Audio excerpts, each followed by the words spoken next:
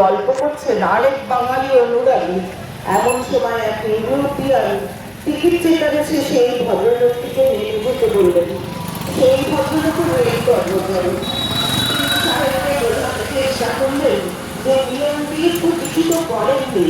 সাহেব তা শুনতে চাইলেন না, ফলে দুজনের তর্ক বেঁধে গেল। তর্ক যখন বেড়ে উঠেছে তখন স্বামীজি মধ্যস্থতা করার চেষ্টা করলেন। সাহেব ভেবেছিলেন স্বামীজি সামান্য সন্ন্যাসী, তাই তিনি ধমক দিয়ে বললেন, তুম কাহিয়ে বাদ করতে হোক। এবার স্বামীজি করছে বললেন, তুমি বলছো কেন? ঠিক মতো ব্যবহার করতে জানো না? তুমি ফার্স্ট ক্লাসে সেকেন্ড ক্লাসে প্যাসেঞ্জারদের দেখাশোনা করে থাকো, আর লোকের সঙ্গে ব্যবহার করতে জানো না? আজ বলছো না কেন? বেগতিক দেখে সাহেব এবার ইংরেজিতে বললেন, দুঃখিত, আমি এই ভাষাটা ভালো জানি না। তো স্বামীজি সাহেবটিকে বললেন যে তার এই দুর্ব্যবহারের কথা তিনি তার উপরওয়ালাকে জানাবেন।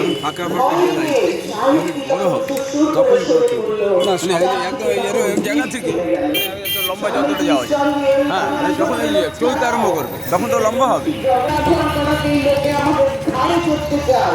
অন্যের নিকট নিজেদের মর্যাদা বজায় রাখা যায়, আত্মসম্মান দেয় স্বভাব থাকতে হবে, তা না হলে অন্য লোকেরা আমাদের তুচ্ছ তাচ্ছিল্য অপমান করবে। এতে দুর্নীতি প্রশ্রয় দেওয়া হয়। শিক্ষা ও সভ্যতায় হিন্দুরা জগতের কোনো জাতির চেয়ে হীন নয়, কিন্তু তারা নিজেদের হীন মনে করে। তাই জন্যই একটা সামান্য বিদেশীয় আমাদেরকে অপমান করে, আর আমরা তো ঠিক করে ভজন করি। তো এইভাবেই স্বামীজি জাতিকে জাগাতে চেয়েছিলেন।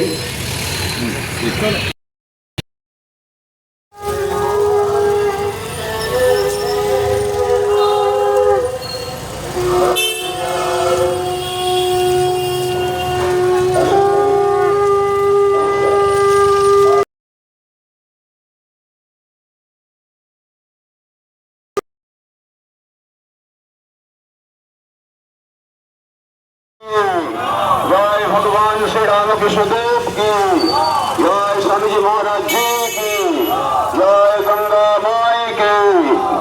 পাগলা আসলো না,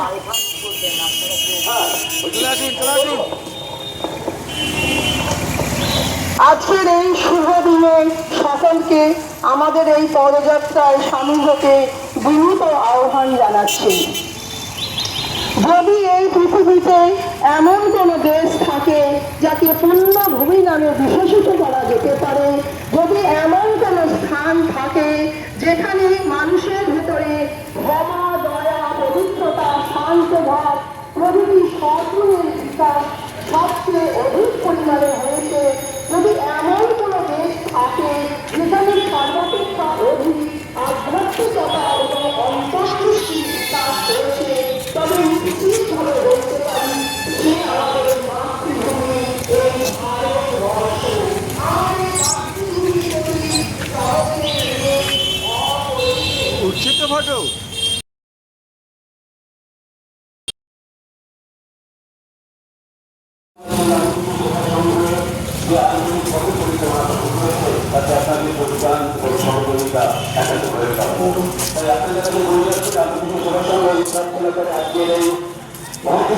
আপনারা যোগদান করুন, এই যোগদান করে আমাদের সবাইকে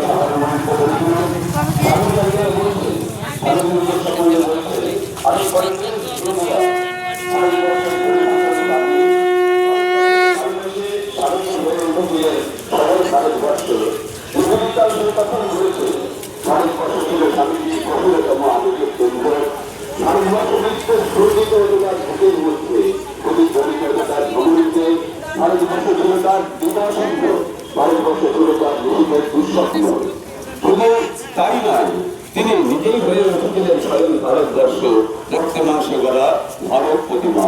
ভারতের আধ্যাত্মিকতা, তার পবিত্রতা, তার প্রজ্ঞা, তার শক্তি, তার স্বপ্ন, তার ভবিষ্যৎ সবকিছু তিনি ছিলেন প্রতীক পুরুষ। স্বামীজির জীবন ফেললে সেই জন্য মনে হয় ভারতবর্ষের গর্ব এত গর্বিত বুঝে আর কেউ হননি, ভারতবর্ষের দুঃখে এত বেদনা আর কেউ বুঝে পাননি। আবার ভারতবাসীর অক্ষমতা এত নির্মম ভাবে কষাঘাত কেউ বুঝে করেননি। মা যেমন সন্তানের সুখ দুঃখ ভালো মন্দ দুর্বলতা প্রয়োজন বিপদ এবং সম্ভাবনার কথা সন্তানের নিজের চেয়ে বেশি করে জানেন। ঠিক তেমন ভাবে স্বামীজি ভারতবর্ষকে চিনেছিলেন। তাই অতীত বর্তমান ভবিষ্যৎ ভারতের একটা পরিপূর্ণ ছবিকার চিন্তা রূপ পেয়েছিল। রবীন্দ্রনাথ এই জন্য রমারোলাকে বলেছিলেন, যদি ভারতবর্ষকে জানতে চাও তবে বিবেকানন্দকে পড়ো। ধন্যবাদ। গড়িয়াসী রামকৃষ্ণ সেবা সংঘ আজ স্বামী বিবেকানন্দের জন্মদিনকে কেন্দ্র করে, যেটা 164তম জন্মদিন, এবারে এই 164তম জন্মদিনকে কেন্দ্র করে গড়িয়াসী রামকৃষ্ণ সেবা সংঘ যে আঞ্চলিক পথক পরিক্রমা শুরু করেছে, তাতে আপনাদের যোগদান এবং সহযোগিতা একান্তভাবে কাম্য। এবং আজকের এই বিশেষ দিনে স্বামীজির আশীর্বাদ প্রত্যেকের উপর বর্ষিত হোক। প্রত্যেকে আমরা স্বামীজির যে লক্ষ্য ছিল মানুষ গড়া, স্বামীজি বলতেন যে সবকিছু আছে, এখন তো আমরা মানুষ, আমরা কি প্রকৃত মানুষ, এটা কিন্তু আমাদের ভাবতে হবে। সুতরাং আমাদের যদি ঠিক মানুষ হতে পারি, স্বামীজির আদর্শ আমাদের আরো উদ্বুদ্ধ করুক। ধন্যবাদ। আজকের এই বিশেষ দিনে গড়িয়াসী রামকৃষ্ণ সেবা সংঘের এই প্রার্থনা। জয় মহামায়ী কি জয়, ভগবান শ্রী রামকৃষ্ণ দেব কি জয়, স্বামীজি মহারাজ জি কি জয়, গঙ্গা মাই কি জয়, গড়িয়াসী রামকৃষ্ণ সেবা সংঘ কি।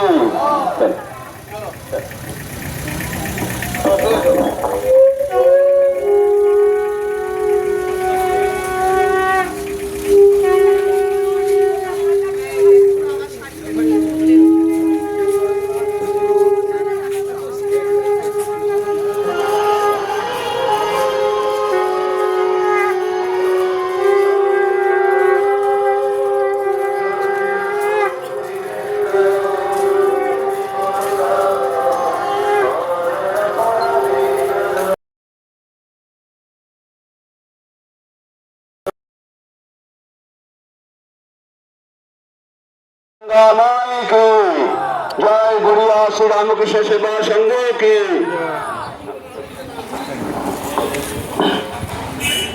সুভাষচন্দ্র বসু বলছেন, শ্রী রামকৃষ্ণ এবং শ্রী বিবেকানন্দর নিকট আমি যে কত ঋণী তা ভাষায় কি করে প্রকাশ করব। আমাদের তাহাদের পূর্ণ প্রভাব আমার জীবনের প্রথম উন্দেশ। চরিত্র গঠনের জন্য রামকৃষ্ণ বিবেকানন্দ সাহিত্য অপেক্ষা উৎকৃষ্ট সাহিত্য আমি কল্পনা করতে পারি না।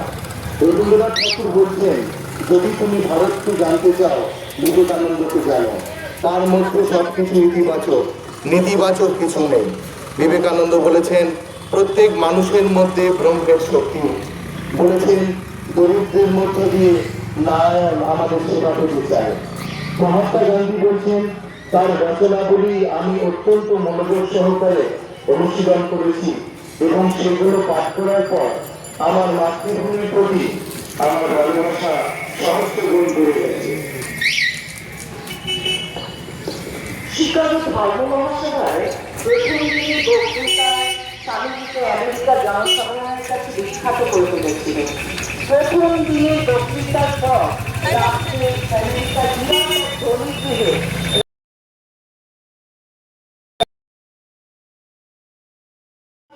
আমি তাদের সেবা করতে পারি। স্বামীজি এইভাবে মানুষের সেবা করার জন্য চেয়েছিলেন সবাইকে তার মানুষের কাজের জন্য ছুটে যেতে। বেলুর মঠে যে ঘরে ছিলেন সেই ঘরে একদিন তার বিজ্ঞান মহারাজ গিয়ে রাখিয়ে মেঘের উপর করুণ করে স্বামীজি কাঁদছেন। বিজ্ঞানানন্দজি জিজ্ঞেস করলেন, স্বামীজি আপনি কাঁদছেন কেন? বিজ্ঞানানন্দজি গলার স্বরে স্বামীজির চেতনা হলো, বললেন, কে তোমরা সব ঘুমিয়ে পড়েছো? আমার শরীর খারাপ হয়নি, দেশের দুঃখ দৈন্য দুর্দশার কথা ভেবে ভেবে আমি ঘুমোতে পারছি না। ওর কি হবে? দে, একটা টাকা দিয়ে দে, ঘরে ওর বউ আছে, ছেলে পিলে আছে। তাই করা হলো। স্বামীজি নিজে কিন্তু একটা ছোলাও খেলেন না। জয় স্বামীজি মহারাজ জি কি জয়। কালকে তার একজন বন্ধু ম্যাডাম কালকে বলল, তোমাদের মানসিক শান্তি আসতে পারে, একজন ভারতীয় সন্ন্যাসী একজন ভাষী আছেন, যদি তুমি তার কাছে যাও। তখন তিনি খুব ক্যাজুয়ালি নিয়েছেন ব্যাপারটাকে, হালকাভাবে নিয়ে বলুন, কে আর আমার এই মানসিক অশান্তি দূর করবে। ইতিমধ্যে স্বামীজি যে ঘরে আছেন সেখানে তিনি বসে আছেন ধ্যানমগ্ন অবস্থায়। তো ম্যাডাম কালকে প্রবেশ করলেন সেই তার বান্ধবীকে নিয়ে।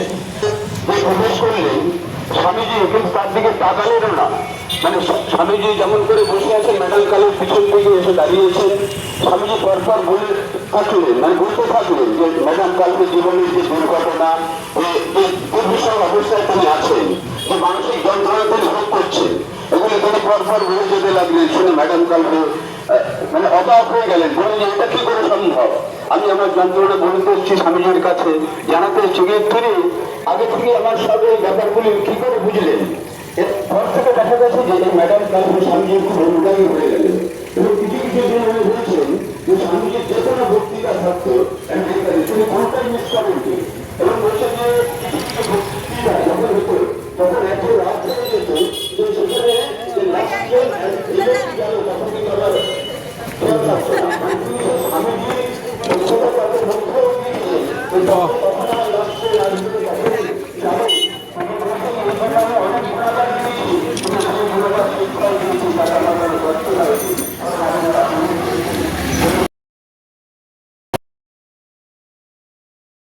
এই ধর্মই জগতের সর্বশ্রেষ্ঠ ধর্ম। আমার কথা বুঝতে পারছো তো? ভারতের ধর্ম নিয়ে সমাজকে ইউরোপের সমাজের মতো করতে পারো?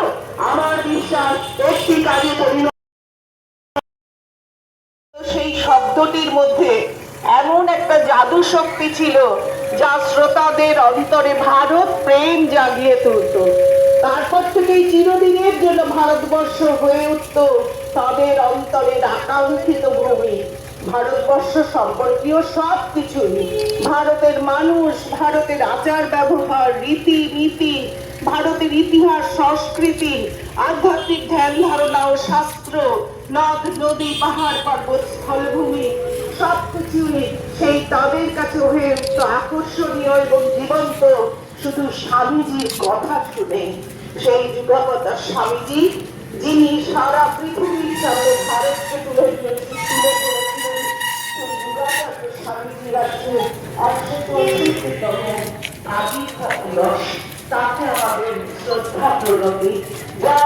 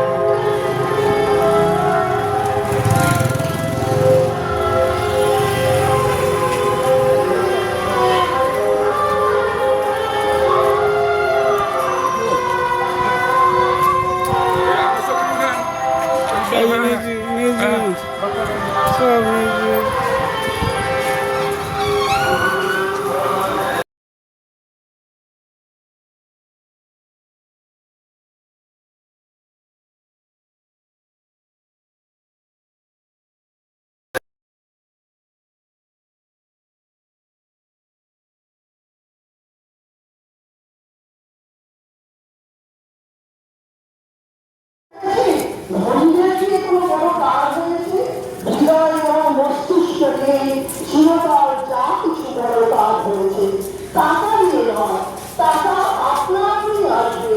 মানুষ চায়, মানুষ চায়, মানুষ সব করে, টাকায় কি করতে পারে?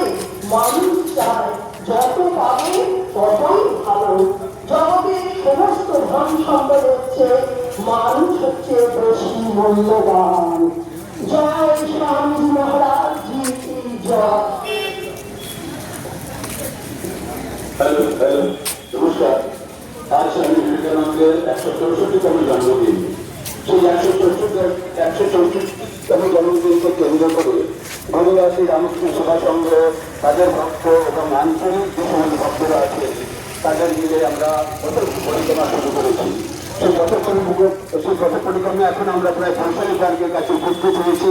তাই আপনাদেরকে জানাই আজকের এই বিশেষ দিনে স্বামী বিবেকানন্দের আশীর্বাদ প্রত্যেকের উপরে বর্ষিত হোক। জয় মহামায়াকে, জয় স্বামীজি মহারাজকে, জয় মহামায়াকে, জয় গঙ্গামায়াকে, জয় গুরুদাস রামকৃষ্ণ সেবা সংঘকে।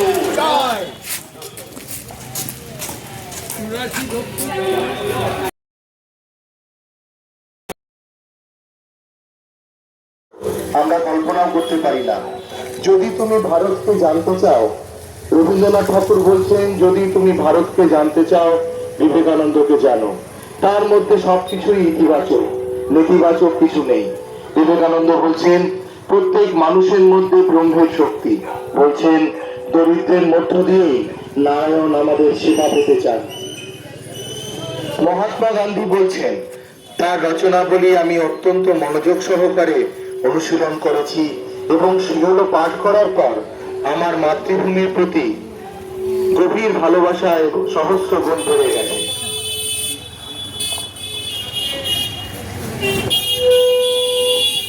আমাদের কাজের মূল কথাটা সব সময় মনে রেখো, ধর্মে একটু আঘাত না করে জনসাধারণের উন্নতি। তোমরা কি ছাত্র